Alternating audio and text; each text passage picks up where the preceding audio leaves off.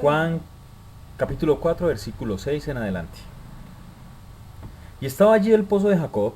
Entonces Jesús, cansado del viaje, se sentó junto al pozo. Era como la hora sexta. Llegó una mujer de Samaria a sacar agua y Jesús le dijo: dame de beber. Pues sus discípulos habían ido a la ciudad a comprar alimentos. La mujer samaritana le dijo: ¿cómo tú, siendo judío, me pides a mí de beber, que soy mujer samaritana? Porque judíos y samaritanos no se tratan entre sí. Respondió Jesús y le dijo: si conocieras el don de Dios y quién es el que te dice dame de beber, tú le pedirías y él te daría agua viva. La mujer le dijo: Señor, no tienes con qué sacarla y el pozo es hondo. ¿De dónde pues tienes el agua viva? ¿Acaso eres tú mayor que nuestro padre Jacob, que nos dio este pozo, del cual bebieron él, sus hijos y sus ganados?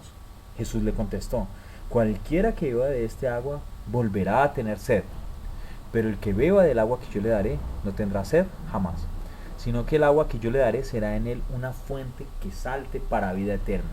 La mujer le dijo: Señor, dame de ese agua para que no tenga sed, ni venga aquí a sacarla. Jesús, en su camino de Judea hacia Galilea, debe pasar por Samaria y pasa precisamente por Sicar. Hay algo curioso. O sea, si analizamos el pasaje, de pronto es algo que se vuelve irracional, ilógico. Jesús llega al pozo que había abierto Jacob y que lo había heredado José. O sea, es un pozo antiquísimo y que aún así todavía producía agua, ¿sí? Jesús llega y se sienta junto al pozo a la hora sexta. La hora sexta es las 12 meridiano. Entonces, imaginemos la escena. Está el sector, que no es un sector lleno de árboles, no es un sector con residencias alrededor que de pronto generaran sombra. Sencillamente es un sector semidesértico. Al mediodía, cuando el sol es más fuerte, y Jesús se sienta al lado de un pozo. Aguantar calor. Sus discípulos fueron a la ciudad. ¿Qué significa? Era fuera de la ciudad. Fueron a la ciudad a comprar alimento. Y Jesús está en medio de la nada, en medio del solazo tan terrible, en medio del calor del mediodía, y se sienta. ¿A qué se sentó Jesús? Esperar. El versículo 7 nos dice a qué se sentó Jesús. Dice: y llegó una mujer de Samaria a sacar agua. ¿Jesús estaba acaso esperando una persona que llegara a sacar agua y le diera? No. ¿O Jesús estaba esperando específicamente a esa mujer? Específicamente a ese mujer. ¿Por qué tengo la certeza de que Jesús estaba esperando específicamente a la mujer samaritana? Hay que analizar algo. Las mujeres eran las que iban al pozo y sacaban agua. Pero eso lo hacía en las horas de la mañana. Pues, ¿por qué? Por obvias razones. Entre más tarde fuera, el sol sería más fuerte y más terrible el caminar, el devolverse con cántaros con agua, que eso debía generarles un peso mayor. Entonces ellas iban temprano, recogían el agua que necesitaban para sus labores diarias. Pero esta mujer iba a las 12 del día, cuando no había nadie en su camino, ni una mujer, ni ningún habitante de la región. ¿Por qué? Miremos el pasaje siguiente. Versículo 16, después de que ella le dice que no quiere tener sed, o sea, el versículo 15 dice: Señor, dame de ese agua para que no tenga sed, ni venga aquí a sacarla. Versículo 16, Jesús le dijo: ve, llama a tu marido y ven acá. Respondió la mujer y dijo: no tengo marido. Jesús le dijo: bien has dicho, no tengo marido, porque 5 maridos has tenido y el que ahora tienes no es tu marido. Esto has dicho con verdad. Y la mujer le dijo: Señor, me parece que tú eres profeta, como que me pillaste. Algo así más o menos le quiso decir la mujer. ¿Quién era esta mujer? En su región, en su sector, ¿quién era? Nada. Era la quita maridos. Por eso ya no podía ir en la mañana. Si iba en la mañana, tenga la seguridad que se armaba un problema, ¿sí? Y la mechoneaban, la linchaban, y yo creo que ella también daría, porque yo creo que esa no se dejaba tampoco, ¿no?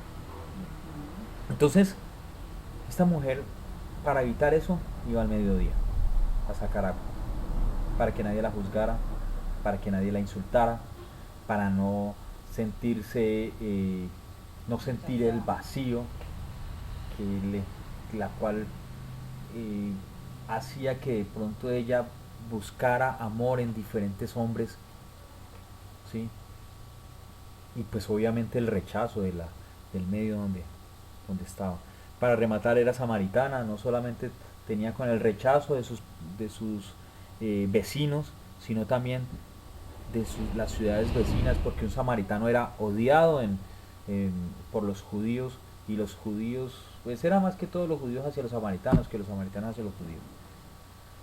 Entonces, aquí hay algo muy, muy bonito. Jesús se sentó a aguantar el sol del mediodía, a esperar a esta mujer. ¿Cuántas veces Jesús se ha sentado en el lugar que menos esperamos? En el lugar que menos nos imaginamos. Porque quiere encontrarse con nosotros.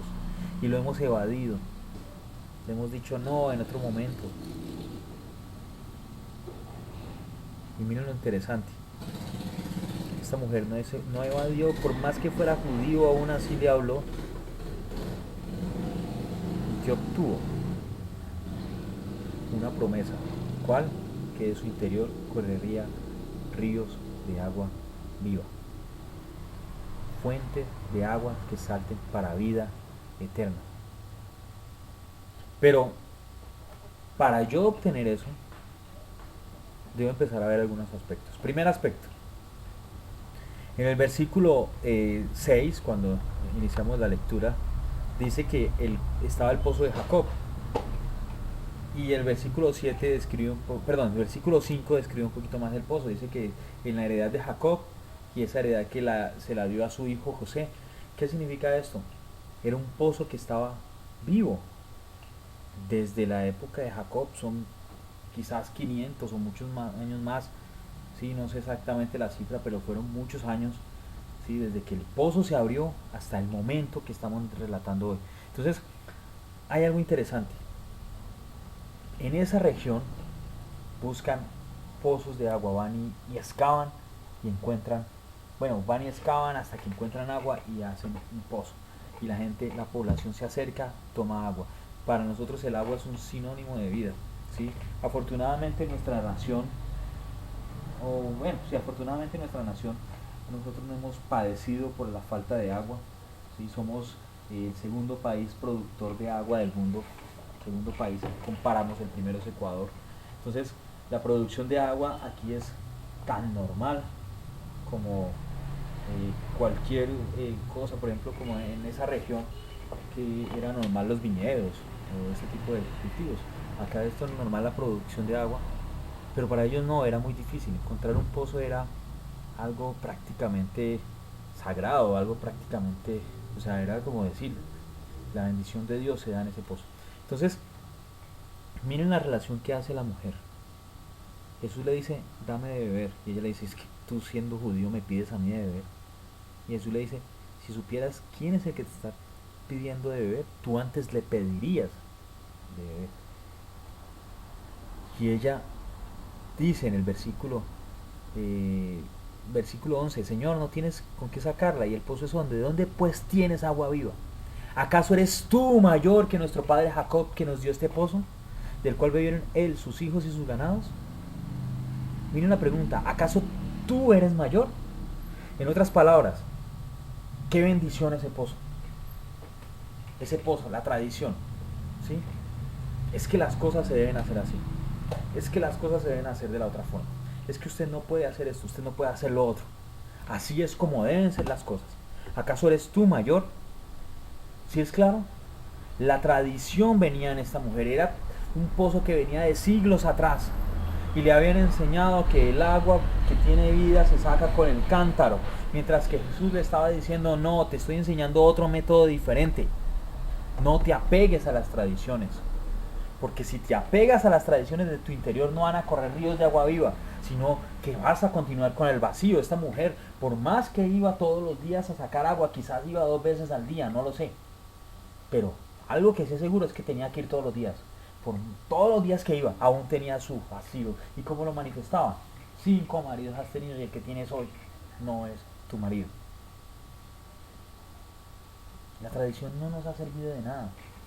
A los cristianos no nos ha servido de nada la tradición. Yo recuerdo hace muchos años, cuando participaba en un liderazgo juvenil, nosotros éramos muy inquietos a mostrar cosas diferentes y para hacer atractiva la reunión para los jóvenes, porque eso es un enganche para que los jóvenes escuchen el mensaje de Dios, la palabra de Dios.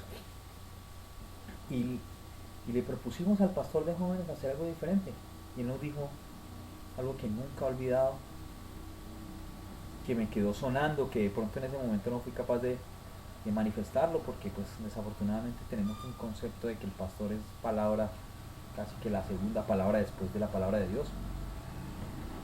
Entonces, él dijo, listo muchachos, hagan lo que quieran.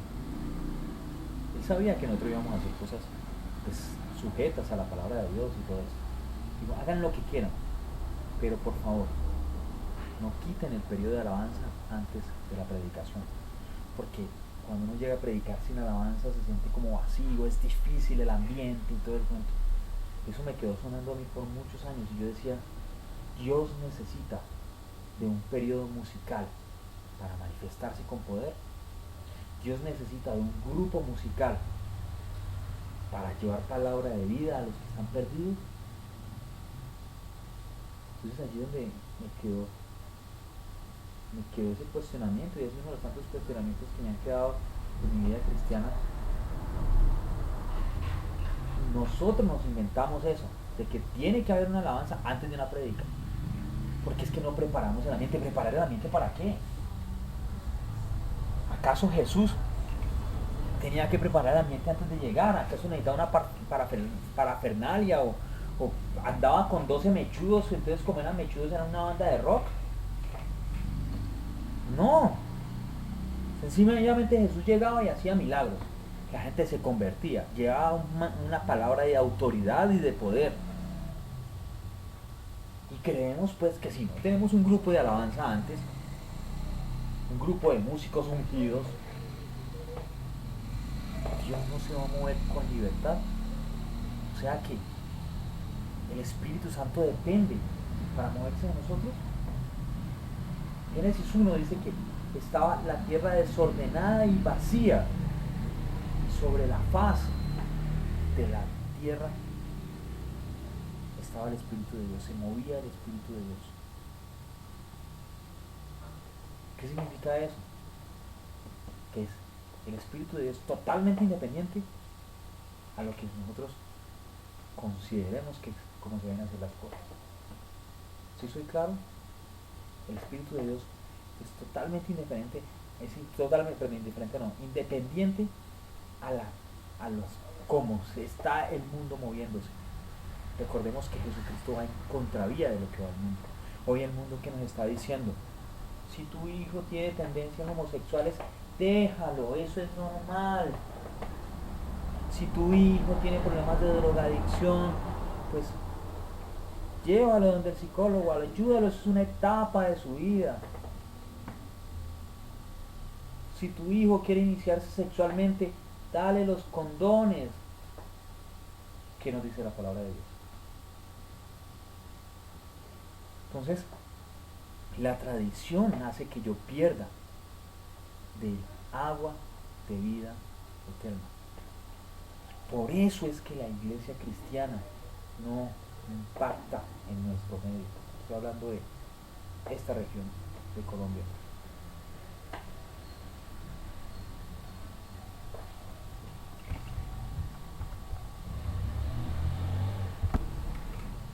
Porque dice, no lo dice específicamente en este pasaje, pero más adelante en Juan 7 lo dice, el que cree en mí, como dice la escritura, Juan 7:38, de su interior brotarán ríos de agua viva. A esta mujer le dijo, si bebieres del agua que yo te doy, le dice a él, una fuente saltaría de ti, de agua eterna, de agua para vida eterna, perdón. Entonces, si yo me imagino, o sea, imaginémonos a esta mujer que ha entendido esta realidad y de su interior están corriendo esos ríos de agua viva y se para enfrente de cualquier persona. ¿Qué sucede con la persona que está al frente? Queda totalmente empapada porque está corriendo ríos, están saliendo ríos, saltando ríos de ella, de agua. Y dice para vida eterna. Entonces, si entendiéramos esta realidad de que no es el pozo de Jacob, sino que es Jesucristo. No es el método, sino que es Jesucristo.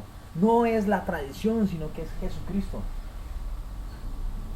El que trae en realidad la salvación, el que trae la vida eterna, tendríamos gente en las calles mojando a otros con el río de Dios, con las aguas de vida eterna, mojando a otros, y transformaríamos un entorno. Pero como creemos que se debe hacer las cosas así, ahora con este cuento, es que si usted no va a encuentro, usted no puede ser líder. Eso es otro de las metodologías que utilizan los cristianos. Sí. ¿Es que acaso Jesús? Bueno, no quiero ahondar en eso en este momento. Pero hay un montón de métodos. Otros quieren rescatar el periodo de la escuela dominical, y aunque ya muchos la han dejado en el olvido, pero es que la escuela dominical es importantísima, sí, es importantísima. Y muchos están arraigados en eso y no quieren salir de eso. Cuando yo he visto escuelas dominicales donde nos hemos olvidado totalmente del Espíritu de Dios. Conciertos, y es que ya la banda cristiana tiene que ser una banda muy bien armada, tiene que ir con los instrumentos musicales y el coro y el líder de alabanza y todo el cuento, y entonces si no suena tan bien, porque es que ya estamos en niveles musicales muy altos, si no suena un nivel musical alto, el Espíritu de Dios no se mueve para muchos. Es que como que tocaron feo, entonces el Espíritu Santo no se movió porque tocaron feo. Tenemos una serie de conceptos religiosos errados. La oración, nos hemos equivocado con la oración. La palabra de Dios dice orar sin cesar, es decir, estar en una constante comunión con el Espíritu de Dios, en mi mente, en un diálogo constante. Pero nos hemos metido a orar, a orar, a orar, a orar. Y la palabra de Dios, ¿qué? Si yo tengo mucha oración y no leo la Biblia, es un diálogo, no es un diálogo, perdón. Es poner un transistor que hable. ¿Y dónde recibe dónde está la vía me olvidó la palabra, o sea, la recepción de la otra persona que está recibiendo? Por eso yo tengo que leer la palabra de Dios y tengo que orar a la par. Señor, aquí estoy en tu presencia, vengo a buscar de ti, tengo tales y tales necesidades, te adoro por esto, te doy muchas gracias, por favor, háblame a través de tu palabra. Y me clavo con la palabra de Dios a escuchar el mensaje de Dios. Pero no, Señor, aquí estoy, mírame, gracias por esto, ayúdame, me está yendo mal en esto, por favor, ayúdame con esta deuda, necesito plata para esto, necesito para otro. Uy, gracias, Señor, porque me protegiste hoy de todo mal, Señor, amén. Y me acuesto a dormir, o me voy a trabajar, o hago cualquier actividad, y Dios se queda ahí con ganas de hablarte. Y pues sale uno de la presencia de Dios y muchacho, hijo, empleado, y creemos que porque ora mucho es espiritual, o el que lee mucho la Biblia sin oración es espiritual. Si no hay un equilibrio, no estamos haciendo bien las cosas. El ayuno. ¿Cómo es posible que pongamos a ayunar a la gente para que Dios responda a sus necesidades? El ayuno no es para respuesta de necesidades. Es que no tengo trabajo, voy a hacer un ayuno de 40 días. No. Eso no es correcto, es un error de interpretación de la palabra de Dios. El ayuno es para muerte. Yo decido que debo morir a tal cosa en mi vida, entonces voy a hacer un ayuno.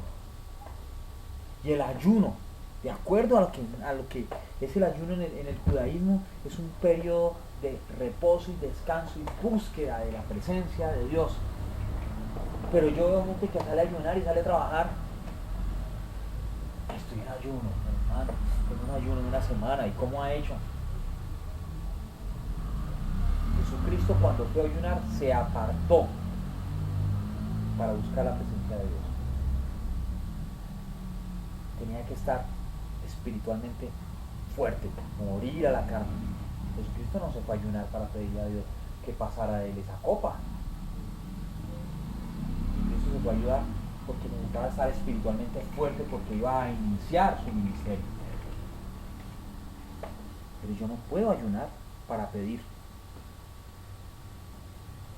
Yo ayuno para morir, para que muera yo y Jesucristo viva en mí. Entonces son conceptos religiosos que nos han metido en otro cuento y nos han desviado en realidad de lo que Dios quiere. Ese es el pozo de Jacob. Da agua, genera vida, pero no es la vida plena. Volveremos a tener sed. Hay mucha gente que llega a la iglesia y tiene una etapa muy buena y personas que lideran y personas que ministran y hacen todo este tipo de cosas. Y llega un tiempo donde se fueron de la iglesia. ¿Y qué pasó? No volvió. No, discutió con tal persona, no, pues cayó en pecado, no, y no volvió. Que tomaba del pozo de Jacob, no tomaba del agua de vida que era de Jesucristo. Volvió a tener sed. Como no se sintió lleno allí, buscó suplir su sed en el mismo, nuevamente en el pecado, nuevamente en lo que era. Y olvidó que era Jesucristo. Entonces malinterpretó la palabra, o bueno, ¿no? Muchas veces los predicadores tenemos la culpa, hacemos que la gente malinterprete el mensaje. Entonces, primer aspecto. Segundo aspecto. Primer aspecto es que yo debo entender que siempre van a haber dos pozos. El primer pozo es lo que ofrece la religión, lo que ofrece la religiosidad. El segundo pozo, o no el pozo, el agua de vida, es el que nos ofrece Jesucristo para no tener sed jamás. Tenemos una iglesia cristiana en un 90%, y lo digo con autoridad porque llevo 38 años dentro de la iglesia cristiana, bebiendo de ese pozo de la religiosidad.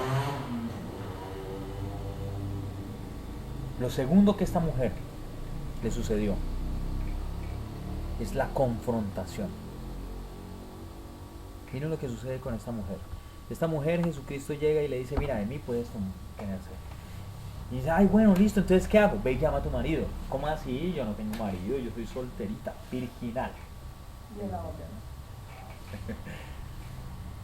Entonces Jesús le dice, claro, bien has dicho, sí, porque no tienes marido, porque 5 maridos has tenido.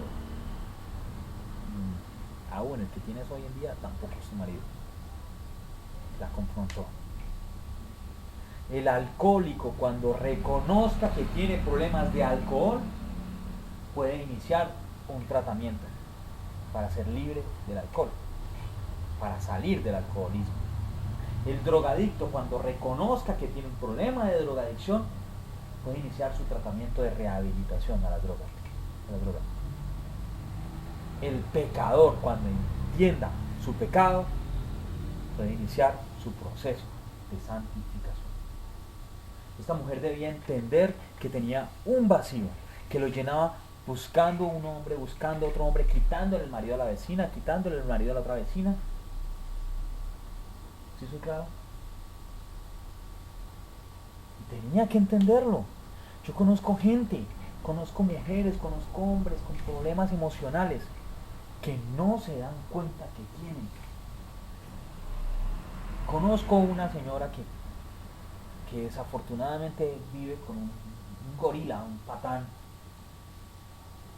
y sigue allí, la maltrata psicológicamente y también físicamente, y sigue allí. Y dice, yo lo voy a dejar, pero él llega y la plantea y nuevamente está con él de romance, y a los 2 meses nuevamente está, lo quiero dejar, y le sigue maltratando. Y la llama y la insulta y la trata re mal, y sigue allí. Y uno le dice, ¿por qué esta mujer no entiende que ese tipo no le sirve para nada? Y no son casados, es lo peor. Que no ha entendido la realidad de su vida. Hay un vacío en su corazón que solamente lo llena Jesucristo. No lo llena ese patán que tiene como hombre de su casa. Jesucristo la confronta, ella se da cuenta, y ahí es donde empieza el proceso de restauración. Llenar su vacío. Necesita Jesús llenar nuestros vacíos para que nosotros salga algo bueno para para que transmitamos a otras personas. Como consecuencia de esto, ya para terminar, como consecuencia de todo esto, esta mujer es totalmente transformada en ese momento, en ese encuentro, en ese pequeño encuentro con Jesucristo. Y ella dice, el versículo 25 dice, le dijo la mujer, sé que ha de venir el Mesías, llamado el Cristo. Cuando Él venga, nos declarará todas las cosas. O sea, al ver eso ya, dijo, uy, a mí me han dicho que va a venir un tipo que le dicen el Cristo, como me lo han enseñado desde muy pequeña. ¿Por qué? Porque su corazón ya empezaba a arder, porque lo tenía al frente. Y Jesús le dijo, yo soy el que habla contigo. Versículo 27 llegan sus discípulos y le dicen, bueno, ¿y tú qué haces hablando con esta mujer? Peligro, ¿te está seduciendo Jesús? Quizás algunos pensaron eso. Bueno, de pronto no eran de la región, ¿no? Versículo 28. Entonces la mujer dejó su cántaro y fue a la ciudad y dijo a los hombres, venid, ved a un hombre que me ha dicho todo cuanto he hecho. ¿No será este el Cristo? Entonces salieron de la ciudad y vinieron a él. Entre tanto los discípulos le rogaban diciendo, Rabí, come. Entonces él les dijo, yo tengo una comida que comer que vosotros no sabéis. Entonces los discípulos se decían entre sí, ¿le habrá traído a alguien de comer? Jesús le dijo, mi comida es que haga la voluntad del que me envió y que acabe su obra. Entonces, en el pasaje hay algo interesante. La mujer deja el cántaro. Ya no necesitaba ese agua vieja, ese agua que calmaba la sed momentánea. Ya estaba llena, plena. Y sale corriendo y llega donde los hombres de su pueblo. Claro, no podía llegar de las mujeres porque la linchaban. Sí, de sus amantes quizás, bueno, en fin. Les lleva a Jesús. Entonces Jesús se queda allí, hay un diálogo con los discípulos. Y en el versículo 39 dice, muchos de los samaritanos de aquella ciudad creyeron en él por la palabra de la mujer, que daba testimonio diciendo, me dijo todo lo que he hecho. Entonces vinieron los samaritanos a él y le rogaron que se quedara con ellos y se quedó allí 2 días. Muchos más creyeron por la palabra de él y decían a la mujer, ya no creo solamente por lo que has dicho, pues nosotros mismos hemos oído y sabemos que verdaderamente este es el Salvador del mundo, el Cristo. 2 días después salió de allí y fue a Galilea. Un plan, un viaje que de pronto era de pasón, nos comemos algo allí en Sicar y seguimos, se demoró 2 días. ¿Por qué? Porque hubo una mujer que entendió que el agua que había estado bebiendo hasta ese día la dejaba con sed. El efecto se acababa y quedaba con sed. Empezó a beber el agua de vida. Y lo que nada es que empezó a mojar a todo el mundo, a los hombres de su población, a los de la región, y tuvieron que retener a Jesucristo 2 días porque era muy bueno, porque era lo mejor. Y ya no creían por lo que había hecho la mujer, sino que ellos lo estaban experimentando. Muchos nos quedamos creyendo por lo que nos dicen otros. Y terminamos como Job, de oídas te había oído. Necesitamos beber de ese agua de vida. Hoy necesitamos beber de ese agua de vida. Y dejar de estar creyendo por lo que sucede en otras personas. Dejar de estar viendo el testimonio de nuestro vecino, de nuestro hermano de la iglesia, de nuestro amigo, de nuestro compañero, y decir, uy, Dios se glorifica maravillosamente, mira cómo le sanó la mamá tal, mira cómo le hizo el milagro financiero a tal, y empezar a vivir nosotros el milagro. Así que en este momento, este es el momento para decirle a Jesús, quiero beber del agua que me quitará la sed por siempre, porque quiero que en mi interior corran ríos de agua viva. Señor Jesús, te pedimos para que aún los que oyen esta prédica de pronto dentro de 6, un año, puedan poner en práctica esto, que sean transformadas. Necesitamos gente transformada para transformar el entorno. Te pedimos todo en nombre de Jesús. Amén.